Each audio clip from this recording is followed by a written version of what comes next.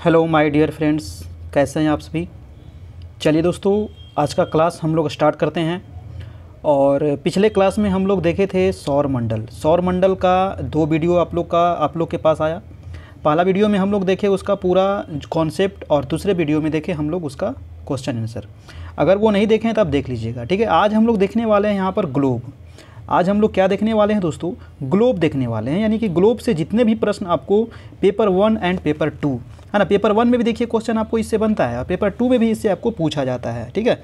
यानी कि ईवीएस में भी इससे क्वेश्चन आपको पूछा जाता है। और यहाँ पर देखिए ग्लोब में जितने भी इसके महत्वपूर्ण फैक्ट हैं, अक्षांश, देशांतर है ना, मानक समय रेखा, जो भी है उसके बारे में आज यहाँ पर हम लोग अच्छी तरीके से देखेंगे, क्योंकि इससे हमेशा एक से दो प्रश्न तो आपको हमेशा पूछा ही जाता है, ठीक है। तो चलिए इसके बारे में हम लोग स्टार्ट करते हैं दोस्तों। और यहाँ पर देखिए जो भी आपका यहाँ पर कॉन्सेप्ट है वो एनसीईआरटी के आधार पर ही लेकर के चलते हैं, क्योंकि एनसीईआरटी से ही आपको सीटेट में आपको क्वेश्चन पूछा जाता है। तो चलिए जितने भी प्रश्न हैं, देखिए यहाँ पर हम लोग आज दो चीज़ भी देखने वाले हैं। एक तो ग्लोब का जो भी महत्वपूर्ण फैक्ट है उसको देखेंगे, उसके बाद इससे संबंधित जितने भी प्रश्न बनते हैं उसको देखेंगे, ठीक है। और इसका पीडीएफ आपको मिल जाएगा कहाँ पर, तो हमारे टेलीग्राम चैनल पर। तो टेलीग्राम चैनल भी आप ज्वाइन कर लीजिएगा। आप टेलीग्राम में जाकर के सर्च कीजिएगा career point by Mukesh sir, वहाँ से आपको हमारा चैनल मिल जाएगा। वहाँ से दोस्तों इस चैनल को आप ज्वाइन कर लीजिएगा, वहाँ पर इसका आपको पीडीएफ मिल जाएगा। तो चलिए स्टार्ट करते हैं आज का क्लास, और क्लास का नाम है आज ग्लोब, ठीक है। चलिए देखिए ग्लोब जो है ना, ग्लोब को आप लोग तो देखे होंगे, घर में आपका होगा। अगर नहीं है तो अगर आप जरूर एक ग्लोब अपने पास रखिए। अगर आप एक स्टूडेंट है तो आपके घर में एक ग्लोब होना चाहिए, है ना। आपके स्टडी टेबल पर एक ग्लोब होना चाहिए और उसको देखिए, है ना, उससे समझिए, ठीक है। ग्लोब क्या है दोस्तों, तो ये एक पृथ्वी की छोटी अनुकृति है ना। हमारी पृथ्वी क्या है, बहुत बड़ी है, उसका एक छोटा क्या है आकार, है ना, अनुकृति क्या है, इसी को ग्लोब दिया गया है। यानी कि हमारी पृथ्वी का एक छोटा सा आकार बनाया गया है, यानी कि हमारी पृथ्वी उसी प्रकार से है और उसके बारे में यहाँ पर अध्ययन किया जाता है। कह रहा है कि यह इसकी संरचना कैसी है, तो त्रिआयामी संरचना, ये आपको पूछा जाता है, ठीक है। इसकी संरचना कैसी है, तो त्रिआयामी संरचना है, जिसकी सहायता से हम पृथ्वी को प्रदर्शित किया गया है। कह रहा है कि ग्लोब के आकार में भिन्नता हो सकती है, क्योंकि कोई बड़ा कोई छोटा हो सकता है, उसमें कोई दिक्कत नहीं है।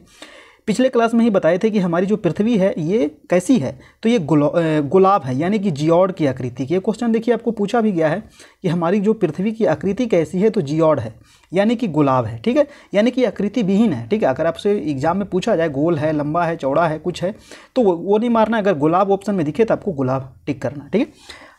आगे है कि सूर्य की परिक्रमा अपने दीर्घवृत्ताकार पथ पर ये करती है, हमारी जो पृथ्वी है ना, और कितना समय में, तो 365 दिन में ये पूरी एक परिक्रमा करती है। और ग्लोब जो है पृथ्वी का अर्थार्थ निरूपण है। ग्लोब, यद्यपि ग्लोब पर धरातल की आकृतियों एवं दिशाओं का प्रदर्शन शुद्धतापूर्वक किया जा सकता है। चलिए अब यहाँ पर आपका ग्लोब की हम लोग विशेषता थोड़ा सा देख लेते हैं। आप ग्लोब आखिर क्यों पढ़ा जाए, इसकी क्या विशेषता है। देखिए आप ग्लोब देखते हैं तो ग्लोब द्वारा पृथ्वी के उत्तरी तथा दक्षिणी ध्रुव को प्रदर्शित किया जाता है ना। हमारी ये पृथ्वी है तो पृथ्वी के उत्तर में क्या है, उत्तरी ध्रुव, और नीचे क्या है आपका दक्षिणी ध्रुव को प्रदर्शित किया जाता है।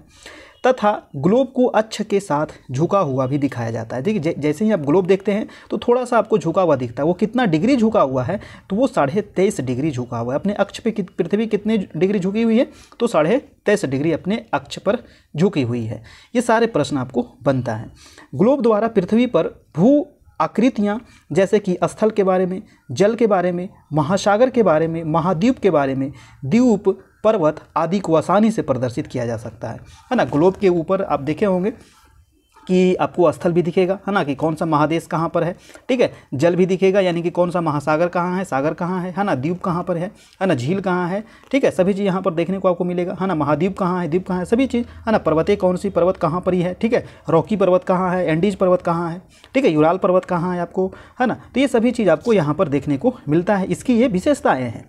नेक्स्ट पॉइंट कर रहा है कि ग्लोब का एक मापक या पैमाना होता है जिसकी सहायता से भू आकृतियों को अनुपातिक रूप से प्रदर्शित किया जाता है। अब देखिए हमारा जो ग्लोब है क्या है, बहुत छोटा है, छोटा भी आता है, बड़ा भी आता है, लेकिन हमारी पृथ्वी इतना बड़ा ग्लोब बन सकता है नहीं, कभी नहीं बन सकता है। तो एक क्या है, एक पैमाना लेते हैं और पैमाना के आधार पर हम ग्लोब को क्या करते हैं, तैयार करते हैं, ठीक है। कह रहा है कि अतः पृथ्वी पर स्थित आकृति या स्थान की सही दूरी तथा आकार का निर्धारण किया जा सकता है। है ना, इस पैमाना के द्वारा निर्धारित किया जाता है। कह रहा है कि ग्लोब पृथ्वी का छोटा प्रतिरूप होता है और इसलिए पृथ्वी का परिक्रमण समझने के लिए यह उत्तम साधन होता है। यानी कि हमारी जो पृथ्वी है वो किस प्रकार से परिक्रमा करती है अपने अक्ष पर और सूर्य के चारों ओर। ठीक है, कह रहा है कि ग्लोब द्वारा पृथ्वी की सभी काल्पनिक रेखा, है ना, जितने भी काल्पनिक रेखाएं हैं, जैसे कि अक्षांश है, देशांतर है, इसके बारे में अभी हम आगे देखने वाले हैं। और भी बहुत सारे जो महत्वपूर्ण जो रेखाएं हैं, जैसे कि कर्क रेखा, मकर रेखा, भूमध्य रेखा, है ना, आर्कटिक वृत्त, है ना, अंटार्कटिक वृत्त, सभी को यहाँ पर हम विस्तार से देखेंगे। ठीक है, इस चीज़ से हमको ग्लोब से ही इसका पता चलता है। कह रहा है कि ग्लोब जो है वो पृथ्वी के अध्ययन में हमें क्या करता है, सहायता करता है।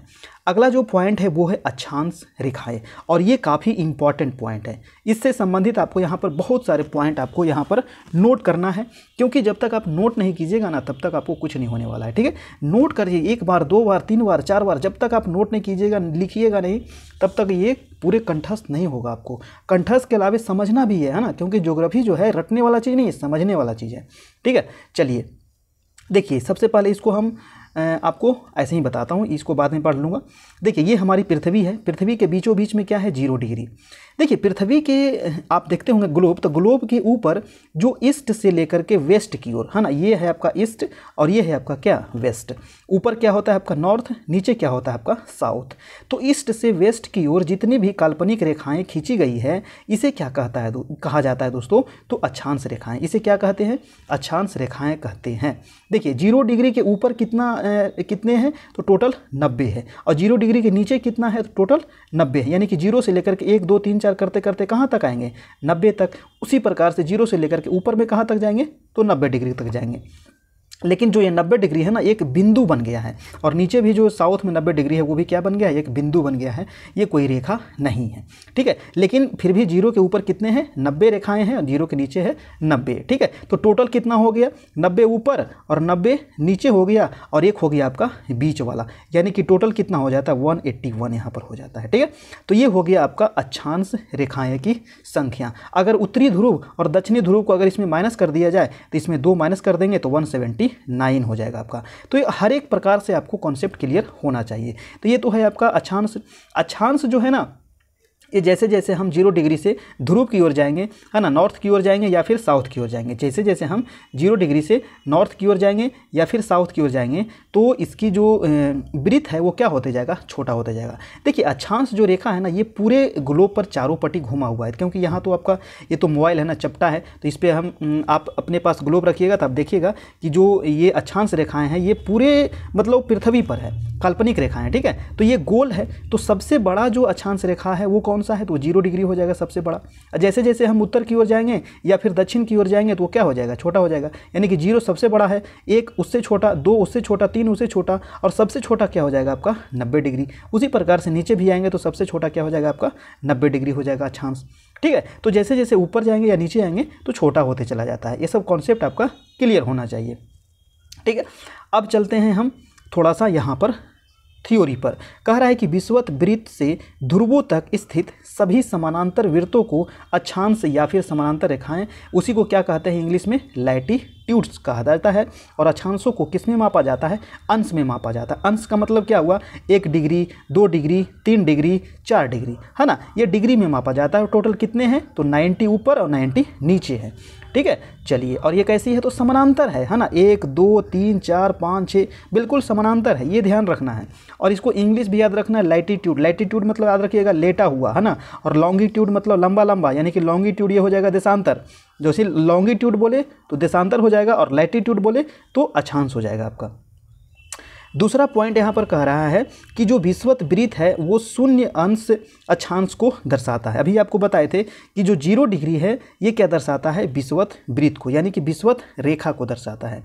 चूँकि विषुवत वृत्त से दोनों ओर ध्रुवों के बीच की दूरी क्या है, पृथ्वी के चारों ओर वृत्त का 1/4 है, अतः इसका माप जो क्या होगा, 360/1/4 अर्थात 90 डिग्री। और इस प्रकार उत्तरी 90 डिग्री उत्तरी अक्षांश यानी कि उत्तरी ध्रुव को दर्शाया जाता है, और 90 डिग्री दक्षिणी ध्रुव को दर्शाया जाता है। ठीक है, यानी कि सबसे ऊपर क्या होता है 90 डिग्री, और सबसे नीचे के भी क्या होता है 90 डिग्री। ठीक है, चलिए, अगला पॉइंट कह रहा है कि दो अक्षांशों के बीच की दूरी कितनी होती है, 111 किलोमीटर। Very very important. ठीक है, यानी कि 1 डिग्री और 2 डिग्री, तो 1 डिग्री और 2 डिग्री के बीच दूरी कितना है, तो 111 किलोमीटर याद रखिएगा। ठीक है, दो अक्षांशों के बीच की दूरी 111 किलोमीटर। नेक्स्ट पॉइंट है कि जैसे जैसे हम विषुवत से दूर जाते हैं तो अक्षांशों का आकार क्या होता है, घटता जाता। अभी आपको बता दिए कि जैसे जैसे हम ये विषुवत रेखा है 0 डिग्री है, इससे हम क्या जाएंगे, दूर जाएंगे या ऊपर जाएंगे या तो नीचे जाएंगे, तो क्या हो जाएगा, इसका जो आकार है विषुवत का है ना, और भी जितने भी सर्कल हैं वो क्या हो जाएगा, छोटा होते चला जाएगा। कह रहा है कि महत्वपूर्ण अक्षांश समानांतर रेखाएं, यानी कि 0 डिग्री विषुवत, उत्तरी ध्रुव होता है 90 डिग्री और दक्षिणी ध्रुव 90 डिग्री के अतिरिक्त 4 महत्वपूर्ण अक्षांश रेखाएं हैं जो निम्न प्रकार है। देखिए यहाँ तो अभी 0 डिग्री आपको बताया गया, 0 के अलावे 90 डिग्री उत्तर और 90 डिग्री नीचे में आपको बताया गया, यानी साउथ और नॉर्थ बताया गया। इसके अलावे 4 महत्वपूर्ण काल्पनिक रेखाएं हैं जो आपको बार बार एग्जाम में पूछा जाता है, और वो 4 महत्वपूर्ण काल्पनिक रेखाएं कौन कौन सी है, चलिए उसको हम देखते हैं। सबसे पहले यहाँ पर आपको ये देखिए है आपका पृथ्वी के बीचों बीच मैंने 0 डिग्री यहाँ पर खींच दिया। 0 डिग्री के ऊपर क्या है दोस्तों, ये है 23.5 डिग्री। 23.5 डिग्री जो नॉर्थ है ना, 23.5 डिग्री जो नॉर्थ है, इसको कहा जाता है क्या, तो कर्क रेखा। इसको क्या कहते हैं, कर्क रेखा कहते हैं, और ये जो है भारत के बीचों बीच से होकर के गुजरी है। 23.5 डिग्री उत्तरी अक्षांश, ठीक है, याद रखिएगा कर्क रेखा। दूसरा जो महत्वपूर्ण रेखा है वो है आपको मकर रेखा, और मकर रेखा कहाँ है, तो दक्षिणी गोलार्ध में, यानी कि जैसे 23.5 डिग्री नॉर्थ में है उसी प्रकार से 23.5 डिग्री साउथ में है, यानी कि ये जो है 23.5 डिग्री साउथ, तो ये है आपका क्या, मकर रेखा आपका, और इसको कहते हैं 23.5 डिग्री दक्षिणी अक्षांश, मकर रेखा। ठीक है, तो ऑस्ट्रेलिया से गुजरा है आपका मकर रेखा, ध्यान रखिएगा। नेक्स्ट जो आपका लाइन, अगला जो महत्वपूर्ण लाइन है वो है विषुवत वृत्त 66.5 डिग्री उत्तर में उत्तरी ध्रुव पर, यानी कि 23.5 डिग्री आपका यहाँ पर कर्क रेखा हो गया। 23.5 के ऊपर क्या होगा, 66.5 डिग्री होगा, है ना, 23.5 के ऊपर ही तो आपका होगा 66.5 डिग्री नॉर्थ। तो 66.5 डिग्री जो नॉर्थ है इसको कहा जाता है उत्तरी ध्रुव। ठीक है, और 66.5 डिग्री दक्षिण में भी होगा, विषुवत रेखा के 66.5 डिग्री दक्षिण में, उसको कहा जाएगा दक्षिणी ध्रुव, यानी कि यहाँ पर होगा आपका 66.5 डिग्री, तो ये हो गया आपका साउथ। ठीक है, तो ये 4 महत्वपूर्ण काल्पनिक रेखाएं याद रखिएगा। एक तो उत्तरी ध्रुव 90 डिग्री, दक्षिणी ध्रुव 90 डिग्री, है ना, विषुवत वृत्त 0 डिग्री, कर्क रेखा 23.5 डिग्री उत्तरी अक्षांश, और मकर रेखा 23.5 डिग्री दक्षिणी अक्षांश, विषुवत उत्तरी ध्रुव हो गया 66.5 डिग्री उत्तरी अक्षांश, और दक्षिणी ध्रुव हो गया 66.5 डिग्री दक्षिणी अक्षांश। ठीक है, तो ये चीज़ आप याद रखिएगा, ये 4 महत्वपूर्ण लाइन काफ़ी इंपॉर्टेंट था। नेक्स्ट जो आपका पॉइंट है उसको हम यहाँ पर क्लियर करते हैं। अगला जो पॉइंट कह रहा है कि पृथ्वी पर 23.5 डिग्री उत्तर अक्षांश से 23.5 डिग्री दक्षिण अक्षांश के बीच का क्षेत्र क्या कहलाता है, उष्णकटिबंध कहलाता है। यानी कि ये रहा आपकी पृथ्वी, और ये रहा आपका 0 डिग्री, और ये रहा आपका 23.5 डिग्री उत्तर, और ये रहा 23.5 डिग्री दक्षिण। ये हो गया नॉर्थ, ये हो गया साउथ। ठीक है, और इधर होता है आपका ईस्ट, और इधर होता है आपका वेस्ट। तो 23.5 डिग्री यानी कि यहाँ से लेकर के यहाँ तक, ठीक है, ये जो आपका क्षेत्र आपका है ना, ये जो आपका क्षेत्र है ये क्या है, तो इसको कहा जाता है उष्णकटिबंधीय क्षेत्र। देखिए कल ही वाला क्लास में आपको बताए थे कि जो हमारा सूर्य है ना, जो हमारा सन है वो आपका कर्क रेखा से लेकर के मकर रेखा के बीच में साल भर लंबवत चमकता है आपका। ठीक है, तो यहाँ पर सूर्य हमेशा लंबवत चमकने की वजह से क्या होता है, यहाँ का जो क्षेत्र होता है वो क्या होता है, गर्म होता है, और गर्म होने की वजह से इसको कहा जाता है उष्णकटिबंध क्षेत्र। ठीक है, तो यहाँ पर सर्वाधिक गर्मी पड़ता है, समझ गए। दूसरा देखिए यहाँ पर क्या कह रहा है, दूसरा नंबर जो पॉइंट है कह रहा है कि पृथ्वी पर 23.5 डिग्री उत्तर से 66.5 डिग्री उत्तर का क्षेत्र क्या कहलाता है, उत्तरी उपोष्ण कहलाता है। यानी कि ये देखिए आपका है ग्लोब, ये देखिए आपका 23.5 डिग्री, ठीक है, ये हो गया आपका 23.5 डिग्री, और ये हो गया आपका 66.5 डिग्री। ठीक है, तो ये हो गया 23.5 और 66.5 के बीच जो ये क्षेत्र आपको क्षेत्र दिख रहा है आपको, उसी प्रकार से साउथ में भी हो जाएगा। ठीक है, यहाँ पर देखिए, ठीक है, ये हो गया आपका 23.5 डिग्री, और ये हो गया आपका 66.5 डिग्री। तो इसके बीच जो क्षेत्र है इसको कहा जाता है दोस्तों क्या, शीतोष्ण कटिबंध। क्या कहते हैं, शीतोष्ण, या फिर इसी को कहा जाता है उपोष्ण। इसी को शीतोष्ण या फिर इसी को क्या कहा जाएगा, उपोष्ण। इसी को शीतोष्ण भी कह लीजिए या फिर इसको उपोष्ण भी कहा जाता है। ठीक है, यानी कि 23.5 डिग्री नॉर्थ से लेकर के 66.5 डिग्री नॉर्थ और 23.5 डिग्री साउथ से लेकर के 66.5 डिग्री साउथ के बीच के क्षेत्र को क्या कहते हैं? उपोष्ण कटिबंध या फिर शीतोष्ण कटिबंध। यानी कि इसमें शीत भी है और उष्ण भी है, यानी कि ठंडा और गर्म यहाँ पर दोनों क्षेत्र रहेगा, नहीं ज़्यादा ठंडा और नहीं ज़्यादा गर्म, 23.5 से लेकर के 66.5 के बीच में।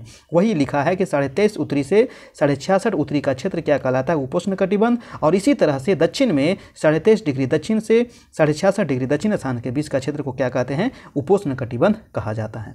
समझ गए? अगर कोई समस्या हो तो आप कमेंट करके बताइए। नेक्स्ट पॉइंट है आपका एक और, चलिए इसको समझ लीजिए। अब देखिए यहाँ पर क्या कह रहा है कि 66.5 से लेकर के 90 तक, ये मैंने अभी बताया कि 66.5 डिग्री आपका ये नॉर्थ है। ठीक है, तो 66.5 डिग्री ये नॉर्थ है और यहाँ पर सबसे ऊपर क्या बताए थे? ये है आपका 90 डिग्री। ठीक है ना, ये नॉर्थ में क्या है? 90 डिग्री। तो 66.5 से लेकर के जो 90 डिग्री के बीच में है, उसी प्रकार से नीचे भी हो जाएगा आपका, साउथ में भी है ना। ये नॉर्थ है, ये साउथ है, तो नॉर्थ में भी यहाँ 66.5 डिग्री है। ठीक है, ये साउथ है और ये आपका 90 डिग्री साउथ है। तो इसके बीच का जो ये क्षेत्र है, इसको क्या कहा जाता है? तो इसको कहा जाता है दोस्तों शीत कटिबंध। शीत मतलब क्या होता है? ठंडा। ठंडा में शीत पड़ता है ना, तो याद रखिएगा शीत कटिबंध मतलब ठंडा का क्षेत्र, मतलब कि यहाँ पर क्या रहता है? सालों भर बर्फ जमा हुआ रहता है, तो इसको कहा जाता है क्या? शीत कटिबंध। जैसे उत्तरी ध्रुव में 66.5 से 90, उसी तरह से दक्षिणी ध्रुव में 66.5 से लेकर के 90। ठीक है, उत्तरी गोलार्ध और दक्षिणी गोलार्ध दोनों में। तो ये तो हो गया आपका अक्षांश रेखाएं। अगर इसमें अभी भी कोई समस्या है तो बता सकते हैं। नेक्स्ट जो पॉइंट है दोस्तों वो है आपका देशांतर रेखा। ठीक है, दूसरा जो पॉइंट है वो है आपका देशांतर रेखा। और देशांतर रेखाएं को चलिए अब हम लोग समझते हैं। पृथ्वी पर देखिए जितने भी आपको देखिएगा है ना, उत्तर से लेकर के दक्षिण की ओर, ये रहा आपकी पृथ्वी। ठीक है, तो पृथ्वी के ऊपर होता है ना नॉर्थ, इधर साउथ, इधर होता है ईस्ट, इधर होता है आपका वेस्ट। तो यहाँ से लेकर के नॉर्थ से साउथ की ओर जितने भी काल्पनिक रेखाएं खींची गई है, इसे क्या कहा जाता है? इसे कहा जाता है क्या? तो इसे कहा जाता है आपको देशांतर रेखा। क्या कहा जाता है? देशांतर रेखा। यानी कि ग्लोब पर उत्तर से दक्षिण की ओर खींची जाने वाली काल्पनिक रेखा को कहा जाता है देशांतर। और ये क्या है? लॉन्गिट्यूड, यानी कि लंबा लंबा है, ऊपर से लेकर नीचे तक है, लंबा लंबा तो लॉन्गिट्यूड, याद रखिएगा, लंबा लंबा लॉन्गिट्यूड और लेटा लेटा लैटिट्यूड, है ना, लेटा हुआ यानी कि अक्षांश रेखा। ठीक है, और ये रेखाएं कैसी है? तो समानांतर नहीं है। तो ये कॉन्सेप्ट याद रखिएगा। जो अभी अक्षांश पढ़े थे, है ना, ये वाला अक्षांश पढ़े थे, तो अक्षांश क्या था? आपका समानांतर था। लेकिन ये जो है ये समानांतर नहीं है, क्योंकि ये नॉर्थ से शुरू होता है और साउथ में आकर के ख़त्म हो जाता है। और आपको पता है कि जो पृथ्वी हमारी है, नॉर्थ और साउथ में क्या है? थोड़ी सी चपटी है। अगर चपटी है तो यहाँ से शुरू होगा और बीच में क्या है? उभरा हुआ है। तो यहाँ से शुरू हुआ और यहाँ पर आके साउथ में ख़त्म हो गया। तो नॉर्थ में शुरू हुआ, साउथ में ख़त्म हो गया, तो यहाँ पर क्या हो जाएगा? आपका सब सट जाएगा ना, यहाँ पर लाइन सट जाएगा, लेकिन बीच में क्या रहेगा? थोड़ा सा ज़्यादा यहाँ पर स्पेस रहेगा और साउथ में आकर के भी सट जाएगा।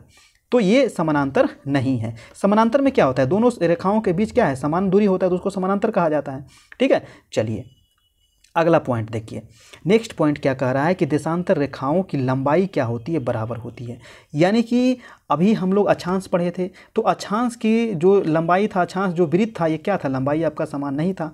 लेकिन जो देशांतर रेखाएं होती है, इसकी लंबाई क्या होती है दोस्तों? समान होती है। यानी कि नॉर्थ से शुरू होता है और साउथ में आकर के क्या हो जाता है? ख़त्म हो जाता है। तो इसकी लंबाई क्या हो जाती है? समान होती है, याद रखिएगा।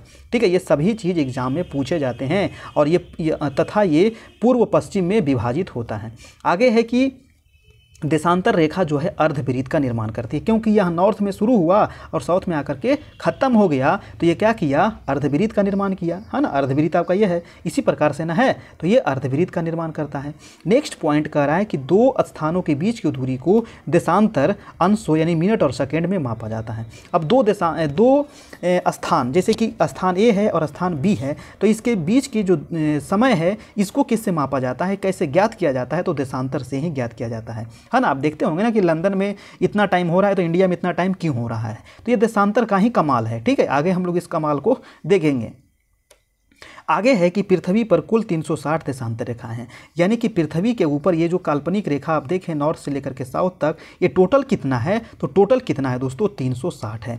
यानी कि 0 डिग्री से लेकर के 180 इधर है और 0 डिग्री से लेकर के 180 इधर है। लेकिन 180 डिग्री जो है, जो 180 डिग्री लाइन है, वो क्या है? एक ही लाइन है। यानी कि इधर है ईस्ट और इधर है आपका वेस्ट। तो वेस्ट से भी जाएंगे 180 और ईस्ट से भी जाएंगे 180, लेकिन लाइन जो 180 डिग्री है वो एक ही रेखा है, इसीलिए टोटल जो होता है 360 360 ही होता है आपका। ठीक है, 180 दो लाइन नहीं है, 180 एक ही लाइन है, ध्यान रखना है। वही कह रहा है आपको कि इसका कारण यह है कि 180 डिग्री पूर्व और 180 डिग्री पश्चिम एक ही देशांतर रेखा, यानी कि 180 डिग्री जो है एक ही देशांतर रेखा है, इसीलिए देशांतर रेखाओं की संख्या क्या होती है, टोटल 360 होती है। अक्षांश के बारे में भी आपको बता दिया गया है। नेक्स्ट पॉइंट क्या कह रहा है कि समय का निर्धारण जो होता है 0 डिग्री देशांतर से किया जाता है। अब देखिए, जैसे आप अक्षांश में पढ़े थे कि 0 डिग्री जो इसको क्या कहा जाता था, विषुवत रेखा कहा जाता था, उसी प्रकार से 0 डिग्री ये देशांतर भी है ना। तो 0 डिग्री देशांतर से ही समय का निर्धारण होता है। और 0 डिग्री से, ये 0 डिग्री है, ये क्या है आपका, पृथ्वी है। और पृथ्वी पे 0 डिग्री जो गुजरा हुआ है, ये कहाँ से गुजरा है, तो लंदन से गुजरा हुआ है ना। लंदन के ग्रीनविच एक जगह है, लंदन में ही, इंग्लैंड में लंदन, और लंदन में एक जगह है ग्रीनविच, वहीं से गुजरा क्या है दोस्तों, 0 डिग्री गुजरा है। और यहीं से 0 डिग्री गुजरने की वजह से यहीं से आपका पूरे विश्व का समय का निर्धारण किया जाता है। और 0 डिग्री से जो भी कंट्री आपका पूर्व में है, यानी कि इधर पूर्व है, तो इसके पूर्व में जो भी है उसका समय क्या हो जाता है, प्लस हो जाता है, और जो आपका पश्चिम में है उसका समय क्या हो जाता है, माइनस हो जाता है। तो ये चीज़ आप काफ़ी इंपॉर्टेंट पॉइंट है, ये ध्यान रखना है।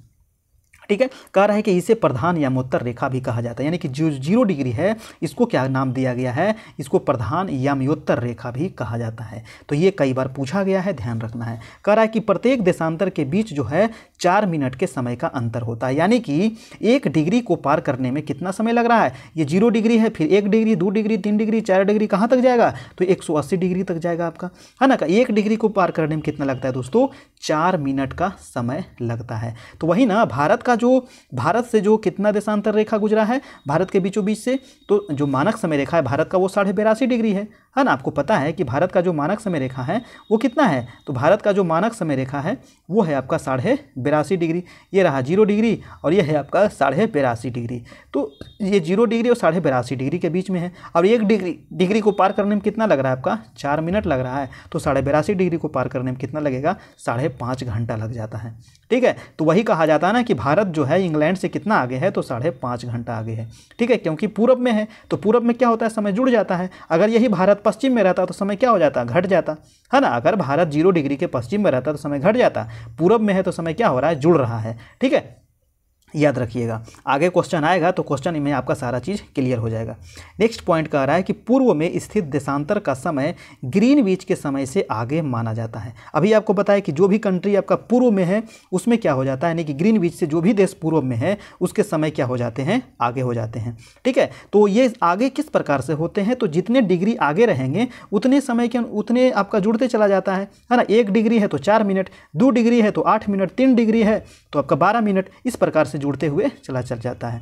ठीक है, आगे कह रहा है कि पश्चिम में स्थित देशांतर का समय ग्रीनविच के समय से क्या होता है, पीछे होता है, यानी कि ये माइनस होता है, और पूरब वाला क्या होता है दोस्तों, तो ये प्लस होता है। ठीक है, चलिए, अगर ये चीज़ समझ में आ रहा है तो एक लाइक कर दीजिएगा, चैनल पर नए हैं तो चैनल को सब्सक्राइब कर लीजिएगा। नहीं समझ में आवे आप कमेंट कीजिए, मैं बताऊंगा फिर से आपको। ठीक है, चलिए, कह रहा है कि पृथ्वी को एक घंटे वाले 24 घंटों क्षेत्रों में बांटा गया है, यानी कि हमारी जो पृथ्वी है वो कितने समय में एक चक्कर लगाती है, तो 24 घंटे में एक चक्कर मार लेती है अपना, और इसीलिए इसको 24 समय क्षेत्रों में आपका बांटा गया है। इसीलिए 15 डिग्री देशांतर पार करने में कितना लगेगा, तो 1 घंटा लगेगा, यानी कि 1 डिग्री पार करने में दोस्तों 4 मिनट लग रहा है। 2 डिग्री पार करने में कितना लगेगा, 8 मिनट लगेगा। ठीक है, इसी प्रकार से 15 डिग्री पार करने में कितना लगेगा, 60 मिनट लगेगा, है कि नहीं, लगेगा ना। तो 15 डिग्री पार करने में कितना लग रहा है, 60 मिनट, यानी कि 60 मिनट लगेगा यहाँ पर, है ना। तो 60 मिनट लगेगा, यानी कि 1 घंटा लगेगा यहाँ पर। ठीक है, तो याद हो गया आपका, है ना। और जो भारत का मानक समय रेखा है वो कितना है, अभी आपको बताए थे 82.5 डिग्री पूर्वी देशांतर है। और ये सब जितने भी पॉइंट यहाँ लिखे हैं ना, A to Z आपको पूछा जाता है। इसका PDF आपको मिल जाएगा कहाँ पर, तो टेलीग्राम चैनल पर। ठीक है, चलिए, तो ये 82.5 डिग्री पूर्वी देशांतर है, जो कहाँ से गुजरा हुआ है, तो इलाहाबाद के समीप है नैनी, है ना। नैनी स्टेशन भी देखे होंगे, तो ये नैनी से गुजरा हुआ है कौन, तो भारत का मानक समय रेखा। और यही जो मानक समय रेखा है भारत का 82.5 डिग्री पूर्वी देशांतर। अब देखिए, पूर्वी देशांतर क्यों कहते हैं, क्योंकि पूरब में है ना। अभी आपको बताए थे ना, ये 0 डिग्री के भारत किधर है, पूरब में है। ठीक है, 0 डिग्री पूरब में है, तो इसीलिए इसको पूर्वी देशांतर कहा जाता है। ठीक है, चलिए, कहाँ से गुजरता है ये भी आप पता लग गया। अब है कि भारत का समय ग्रीनविच के समय से कितना आगे है, 5.5 घंटा। और 5.5 घंटा मैंने अभी आपको समझा दिया क्यों आगे है, क्योंकि जो ग्रीनविच है वो आपका 0 डिग्री है और भारत कितना है, 82.5 डिग्री है। ठीक है। तो 0 डिग्री और 82.5 डिग्री के बीच में कितने का अंतर है? तो 82.5 डिग्री का अंतर है। 1 डिग्री पार करने में 4 मिनट, तो 82.5 डिग्री पार करने में कितना लगेगा? 5.5 घंटा, है ना। और भारत कितना है? 5.5 घंटा। इसीलिए कहा जाता है कि भारत जो है लंदन से कितना आगे है? तो 5.5 घंटा आगे है। ये चीज़ आप समझ गए तो अच्छी बात है, नहीं समझें तो कोई बात नहीं है, आप कमेंट कीजिएगा, फिर से इसको समझा दिया जाएगा और आगे जो क्वेश्चन आएगा उसमें आप इसको पूरा समझ जाइएगा। ठीक है। अगला जो पॉइंट पढ़ेंगे हम लोग वो है आपका देशांतर रेखाएं और समय। ठीक है। देशांतर रेखाएं और समय से संबंधित चलिए यहाँ पर देखते हैं। कह रहा है कि ग्रीनविच यानी कि जो ब्रिटेन है यहाँ से गुजरने वाली देशांतर रेखा को प्रधान यमयोत्तर रेखा कहते हैं, अभी आपको बता दिए। यानी कि ये 0 डिग्री है ना। 0 डिग्री को प्रधान यमयोत्तर रेखा भी कहा जाता है। कह रहा है कि ग्रीनविच पर स्थित प्रमुख यमयोत्तर रेखा पर सूर्य जिस समय आकाश में सबसे ऊंचे बिंदु पर होगा उस समय प्रधान यमयोत्तर रेखा पर स्थित सभी स्थानों पर क्या होगा? दोपहर होगा। आगे कह रहा है कि पृथ्वी कैसे घूमती है? तो आपको पता है कि पृथ्वी कैसे घूम रही है? पश्चिम से पूर्व की ओर घूमती है। देखिए पश्चिम से पूर्व घूमती है। आप ये नहीं सोचिएगा कि सूरज भगवान निकलते हैं पूर्व में तो पूर्व में घूमती है, ठीक है, पूर्व से पश्चिम घूमती है, नहीं। अगर ये पूर्व से पश्चिम घूमता ना तो सूर्य पश्चिम में निकलता आपका, ठीक है। पश्चिम से पूर्व में घूम रहा है इसलिए ये सूर्य आपको पूर्व में निकल रहा है, ठीक है, ये ध्यान रखना है। कह रहा है कि अतः ग्रीनविच के पूर्व में स्थित स्थानों का समय जो होता है वो ग्रीनविच समय से क्या है? आगे होगा। जो स्थान पश्चिम में होगा उनका समय ग्रीनविच समय से क्या होगा? पीछे होगा। ये सब चीज़ तो मैंने ऊपर अभी समझ लिया है ना, सारा चीज़ आपको समझा दिया गया है। आगे कह रहा है कि देशांतर रेखाओं के माध्यम से समय के अंतर की गणना निम्नलिखित विधि से किया जाता है। अब देखिए देशांतर जो रेखा है, अभी बताए थे कि देशांतर रेखाएं से ही समय का निर्धारण होता है कि कौन सा 2 स्थान है, इसके बीच में कितना टाइम का अंतर है, क्या है, नहीं है। जो भी चीज़ है तो किससे पता चलता है? देशांतर से ही पता चलता है। अब कैसे पता चलता है भैया? तो चलिए देख लेते हैं, इसको समझ लेते हैं अच्छे तरीके से। अभी तो समझे थे फिर भी समझते हैं इसको। चलिए, कह रहा है कि पृथ्वी जो है लगभग 24 घंटे में एक चक्कर घूम जाती है। और एक चक्कर घूमने का अर्थ क्या है? कि 360 डिग्री घूमता है ना। एक चक्कर घूमने का अर्थ क्या हुआ? कि 360 डिग्री घूम रही है पृथ्वी। यानी कि 24 घंटे में कितने घूम रही है? 360 डिग्री घूम रही है, ठीक है। तो 1 घंटे में कितना घूमेगी? ठीक है, तो 1 घंटे में कितना घूमेगी? 15 डिग्री घूमेगी, ठीक है। यानी कि 1 घंटा में कितना घूम रहा है? 15 डिग्री। तो अब इसी को निकाल लीजिए। यानी कि 15 डिग्री बराबर कितना लग रहा है? 60 मिनट लग रहा है। तो 1 डिग्री बराबर कितना लगेगा? 4 मिनट, यानी कि 15 चौक 60, ठीक है। तो 1 डिग्री घूमने में कितना लगा आपका? 4 मिनट। यही आपको ऊपर बताए थे ना कि 1 डिग्री पृथ्वी को घूमने में कितना लग रहा है? 4 मिनट लग रहा है। तो 82.5 डिग्री जो भारत पूर्व में है ना, 82.5 डिग्री भारत पूर्व में है, तो इतना घूमने में कितना समय लगेगा? तो 5.5 घंटा लगेगा। इसीलिए जो कहा जाता है कि लंदन से जो भारत है कितना आगे है? तो 5.5 घंटा आगे है। अब समझ गए, ठीक है, कि ये किस प्रकार से निकलता है। यानी कि 24 घंटा बांटा गया था। 24 घंटा में पृथ्वी एक चक्कर लगाती है, कितना लगाती है? 360 डिग्री लगा देती है। यानी कि पूरे एक चक्कर। तो पृथ्वी कैसी है? गोल है, तो वृत्त का टोटल कितना होता है? 360 डिग्री होता है, ठीक है। चलिए नेक्स्ट कह रहा है कि इस प्रकार जब ग्रीनविच देशांतर रेखा पर यानी कि प्रमुख यमयोत्तर रेखा पर किसी स्थान पर 12 बजते हैं, ठीक है। अब देखिए क्या कह रहा है, एक प्रश्न यहाँ पर दिया गया है। यानी कि ग्रीनविच पर ये है आपका 0 डिग्री, ठीक है। एक बार समझ लीजिएगा ना। और ये प्रश्न इससे फिक्स है, 100% फिक्स है कि ये क्वेश्चन आपको पूछा ही जाएगा। अगर 0 डिग्री पे कितना बज रहा है? 12 बज रहा है। 12 बजते हैं और वो क्या है? दोपहर है। तो ग्रीनविच से 15 डिग्री पूर्व में समय कितना होगा? पूर्व में समय 15 चौक 60 मिनट, अर्थात ग्रीनविच से आगे, अर्थात वह 1 बज रहा होगा। अब यहाँ से पूरब में, अब यहाँ से अभी बताया कि जो पूर्व में देश होगा उसका समय क्या होगा? जुड़ जाएगा। अब 15 डिग्री इधर आ जाइएगा तो 15 डिग्री पार करने में कितना लगेगा? 1 घंटा लगेगा। तो यहाँ बज रहा था 12, तो यहाँ कितना बजेगा? तो 1 बजेगा, है कि नहीं। यहाँ पर कितना बजेगा? 1 बजेगा। वही ग्रीनविच के 25 डिग्री अगर पश्चिम में कर दिया, अब तो ये 15 डिग्री पूर्व में था, अब कह रहा है कि 25 डिग्री किधर है? 25 डिग्री अगर पश्चिम में कर दिया जाए, ये है 25 डिग्री, मान लीजिए जाए कि ये है कितना? 25 डिग्री पश्चिम है, वेस्ट है। तब यहाँ पर कितना टाइम होगा? अब देखिए 25 डिग्री को सबसे पहले निकालिएगा तो 25 डिग्री है और 1 डिग्री पार करने में 4 मिनट, तो 25 चौक 100 मिनट, टोटल कितना हो गया? 100 मिनट। यानी कि 1 घंटा 40 मिनट।